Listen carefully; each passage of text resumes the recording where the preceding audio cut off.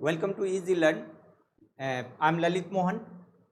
हम लोग last class में लाइट में पढ़ा था रिफ्लेक्शन, डेफिनेशन ऑफ रिफ्लेक्शन और लॉज ऑफ रिफ्लेक्शन, और रिफ्लेक्शन से रिलेटेड बहुत सारे टर्म्स को हमने समझा था। Incident ray, reflected ray, angle of incidence, angle of reflection, normal, ये सारी चीज़ें हमने देखा था कि क्या होते हैं, और काइंड्स ऑफ इमेज क्या होते हैं, रियल इमेज क्या होता है, वर्चुअल इमेज क्या होता है, और फिर हमने प्लेन मिरर के विषय में पढ़ा था। उसमें जो इमेज फॉर्म होते हैं उसके क्या प्रॉपर्टीज होते हैं, उसके क्या यूजेज हैं, ये सारी बातें हमने लास्ट क्लास में पढ़ा था। आज हम लोग सबसे पहले spherical mirror, spherical mirror is a part of a sphere and there are mainly two kinds of spherical mirror, concave mirror and convex mirror. A spherical mirror whose reflecting surface is curved inwards, is known as concave mirror, and a mirror whose reflecting surface is curved outwards is known as convex mirror. These are the two kinds of spherical mirror, जिसमें एक में क्या होते हैं कि inwards curved रहते हैं, inwards curved हैं, और एक में आउटवर्ड्स कर्व्ड। ये मतलब कि रिफ्लेक्टिंग सरफेस होते हैं इसके इनवर्ड्स कॉनकेव मिरर में, और रिफ्लेक्टिंग सरफेस होते हैं आउटवर्ड्स कॉन्वेक्स मिरर। ये हमने देखा था। फिर अब कुछ टर्म्स हैं जो इंपॉर्टेंट, उसे मैं बताऊंगा। At first,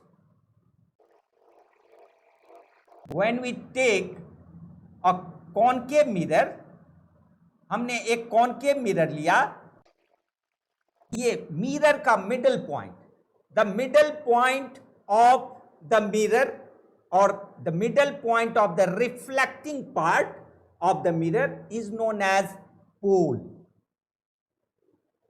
the centre of reflecting surface is known as pole and it is denoted by letter P. The center of the sphere of which the mirror forms the part represented by C, this is known as center of curvature. Center of curvature is a point on the principal axis. ये center of curvature क्या होते हैं कि ये एक point होता है principal axis पर, जिसमें ये center है किसका, अगर ये स्फेयर का ही पार्ट है, ये मिरर तो स्फेयर का पार्ट है, इस स्फेयर का जो सेंटर होगा वही सेंटर ऑफ कर्वेचर होता है। और फिर है प्रिंसिपल एक्सिस, ये सेंटर ऑफ कर्वेचर, फिर principal axis, the line passing through pole and center of curvature. The line passing through pole and center of curvature is known as principal axis. Principal axis is normal to the pole, और ये principal axis पोल पर normal होते हैं, मतलब ये 90 degree का angle बनाएंगे पोल पर। Aperture, aperture is the reflecting surface, the part of the mirror from which actual reflection takes place is known as aperture. Aperture represents the size of the mirror.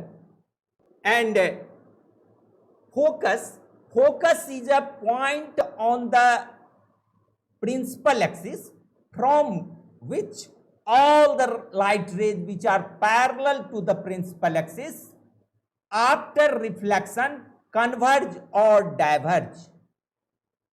ये जितने भी रे ऑफ लाइट हैं वह principal axis के parallel रे of light reflection के बाद principal axis के जिस पॉइंट पर कन्वर्ज होंगे या डाइवर्ज होंगे, वही पॉइंट कहलाता है क्या? फोकस। फोकस तो एक पॉइंट है प्रिंसिपल एक्सिस पर जहां से सारे रेज ऑफ लाइट या तो कन्वर्ज होते हैं या डाइवर्ज होते हैं। कॉनकेव मिरर के केस में कन्वर्ज होंगे, कॉन्वेक्स मिरर के केस में डाइवर्ज होंगे। I will define focal length. Focal length is the distance between pole and focus. Focus is a point on the principal axis, but focal length is the distance, and this distance is between the pole and focus. The distance between the pole and the principal focus of a spherical mirror is called focal length and represented by f. This length is represented by a small f. Then we have to define radius of curvature. Center of curvature is a point on the focus, and radius of curvature is the distance between center of curvature and pole. The distance between the center of curvature and pole is known as radius of curvature.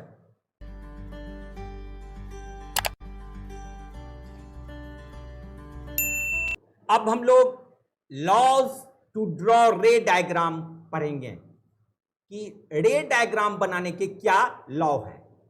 First law, a ray parallel to the principal axis after reflection will pass through the principal focus in case of a concave mirror और appear to diverge from the principal focus in case of a convex mirror. यहां देख रहे हैं कि concave mirror में क्या होंगे कि अगर कोई भी ray of light parallel principal focus के पैरेलल अगर रे ऑफ लाइट फॉल करे तो रिफ्लेक्शन के बाद वह फोकस से ही पास होगा। This is the first law of draw a रे डायग्राम।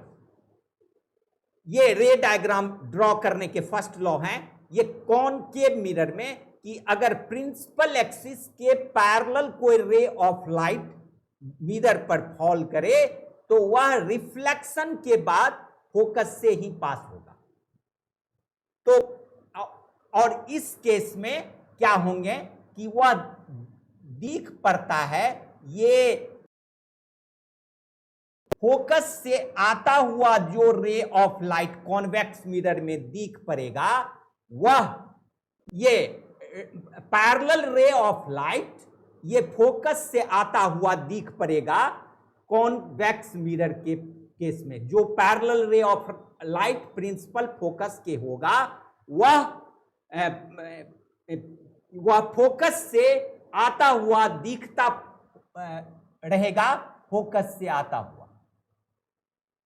ये कॉन्वेक्स मिरर के केस में होंगे और दोनों केस में यही है कि मतलब कि जो पैरेलल होंगे रे ऑफ लाइट, यहां भी ये पैरेलल रे ऑफ लाइट है तो यहां तो एक्चुअली फोकस से पास हो जाएंगे और यहां फोकस से पास होता हुआ दिखेगा।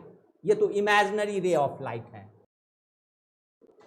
सेकेंड लॉ है कि a ray passing through the principal focus of a concave mirror और a ray which is directed towards the principal focus of a convex mirror after reflection will emerge parallel to the principal axis। और ये इसी law का जो law first हमने बताया है उसी लॉ का ये रिवर्स है कि अगर कोई रे ऑफ लाइट फोकस से पास हो जाए तो वो पैरेलल हो जाएंगे। मतलब ये पहले ही रे ऑफ लाइट फोकस से पास हो गया तो ये प्रिंसिपल एक्सिस के पैरेलल हो जाएंगे। ये कॉनकेव मिरर के केस में और वही कॉन्वेक्स मिरर के केस में भी वही होंगे कि जो रे ऑफ लाइट दिखता रहेगा कि ये फोकस से पास हो रहा है तो वह प्रिंसिपल एक्सिस के पैरेलल हो जाएंगे। रिफ्लेक्शन के बाद ये प्रिंसिपल एक्सिस के जो फोकस से पास हो गया, फोकस से रे ऑफ लाइट अगर पास हो जाए तो प्रिंसिपल एक्सिस के पैरेलल हो जाएंगे। फर्स्ट लॉ हमने देखा था कि जो प्रिंसिपल एक्सिस के पैरेलल होगा वह रिफ्लेक्शन के बाद फोकस से पास होगा। इस लॉ में हम देख रहे हैं जो फोकस से पास हो जाएगा जो रे ऑफ लाइट वह प्रिंसिपल एक्सिस के पैरेलल हो जाएगा। ये दोनों केस में वही होगा।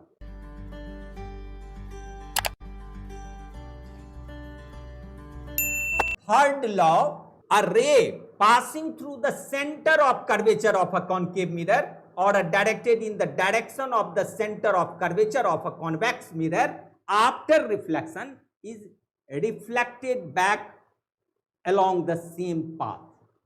मतलब कि अगर हमने लेट किया कि ये सेंटर ऑफ कर्वेचर है तो सेंटर ऑफ कर्वेचर से अगर कोई रे ऑफ लाइट पास हो गया, सेंटर ऑफ कर्वेचर से रे ऑफ लाइट पास हो गया तो वह रिफ्लेक्शन के बाद वह उसी पाथ पर वापस लौट जाएगा। ये कॉनकेव मिरर का केस है। कॉन्वेक्स मिरर में भी वही होता है लेकिन उसमें इमेजिनरी होगा। जैसे ये अगर सेंटर ऑफ कर्वेचर है, इससे अगर दिख पड़ता है कि ये रे of light centre of curvature से पास हो रहे हैं तो ये रिफ्लेक्शन के बाद सेम पाथ पर वापस लौट जाएगा। मतलब कि जो रे ऑफ लाइट ये सेंटर ऑफ कर्वेचर से जो रे ऑफ लाइट पास होंगे, दैट रे of light come back on the same path after reflection। ये कॉनकेव मिरर के केस में है कि ये उसी सेम पाथ पर वापस लौट गया। ये कॉन्वेक्स मिरर के केस में है कि उसी सेम पाथ पर लौट गया अगर वह सेंटर ऑफ कर्वेचर से आता हुआ दिखेगा तो।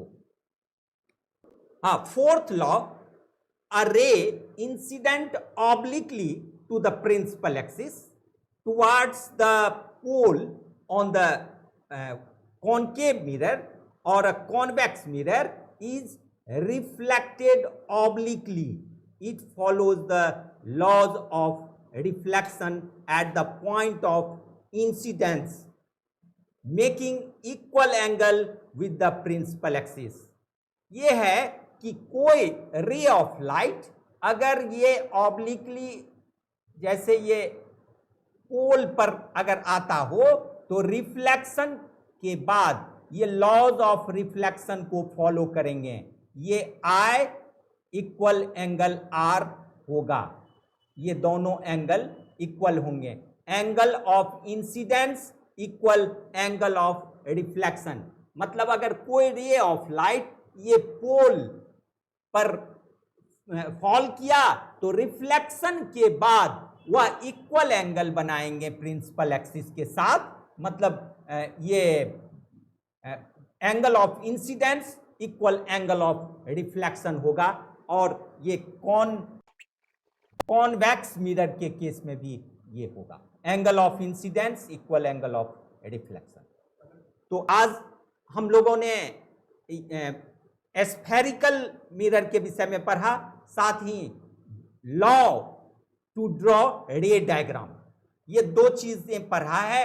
फिर नेक्स्ट क्लास में हम लोग पढ़ेंगे कि how to make ray diagram when different position object is placed. जब डिफरेंट पोजीशंस पर ऑब्जेक्ट होंगे तो कॉनकेव मिरर में इमेज कैसा फॉर्म होगा, कहां फॉर्म होगा, इस विषय में हम लोग पहले पढ़ेंगे और फिर आगे जो होगा उसे। तब तक आप लोग ध्यान से पढ़ें और उसे समझें और गुड बाय।